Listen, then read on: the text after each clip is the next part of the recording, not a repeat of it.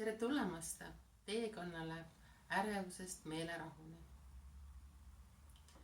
Tervis on meie vaimne, füüsiline ja sotsiaalne heaolu. See ei ole midagi iseenesestmõistetavat. Heaolu vajab loomist ja hoidmist. Eriti oluline on seda teadlikult teha keerulistel aegadel.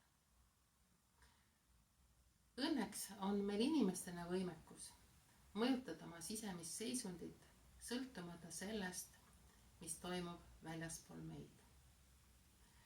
Kui märkad, et sinu heaolu vajab tõstmist, siis kiire ja tõhus viis seda teha on pöörata oma tähelepanu teadlikult sellele, mis on juba hästi. Märgata ilu, rõõmu, seda, mille eest oled tänulik. Võta endale aega, et avaneda sellele heale, ilusale rõõmule.